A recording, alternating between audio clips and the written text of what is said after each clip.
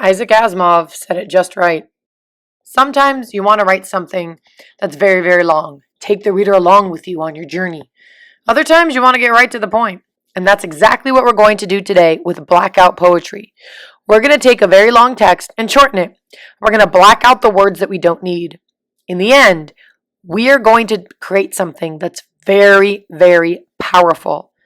And if you want to call the parts left behind a poem, I'm not going to argue with you. It's going to be like this. Look at this piece. This is the original. So I'm going to take the original and I'm going to black out some parts like this.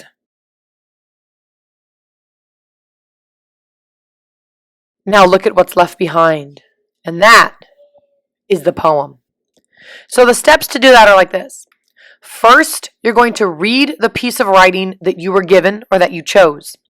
Then you're going to pause at the end of reading it so the words can incubate in your head for a moment before you decide to kill them. The third part is to read it again, but this time think about the words that you're going to save, because that's what you're doing. You're killing some words, you're saving some others. So you better think carefully about the ones you're going to delete. Think carefully if the ones you save are worth saving. And then, finally, you're going to start. From the very beginning, you're going to start deleting words. Just black them out with a marker. And then, read the part that you saved. Make sure it sounds like you want. So, maybe you heard this famous poem before about Paul Revere. It's a very, very long poem. Listen to the first and to the last stanza. Here we go. Listen, my children, and you shall hear the midnight ride of Paul Revere. On the 18th of April in 75, hardly a man is now alive who remembers that famous day and year. He said to his friend, if the British march by land or by sea from the tower tonight, hang a lantern aloft in the belfry arch of the North Church Tower as a signal light, one if by land and two if by sea, and I on the opposite shore will be, ready to ride and spread the alarm through every single village and farm.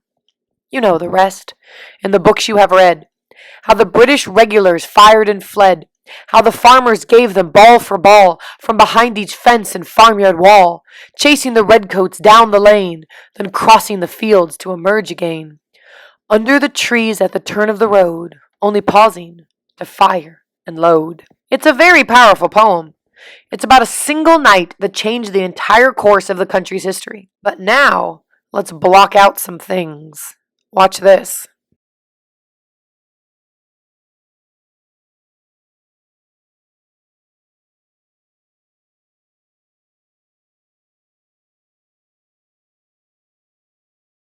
Now let's read what's left behind. Listen. Midnight. Paul Revere. Remember. If the British march by land or by sea from the town tonight, hang a lantern. One if by land, two if by sea. Ready? Spread the alarm. British regulars fled from behind each fence and farmyard wall, chasing down, fire, and load. You see the power of words? That's what you're going to do now. I want you to do blackout poetry for yourself. Take the most important words only. And maybe you want to rewrite it. Maybe you want to add a little bit different punctuation. But I want you to show the world then the parts you thought was most important. If you want to use the website, cool. Try this website out and it'll do the blacking out for you. All right. Have fun with this and see what kind of things you can create.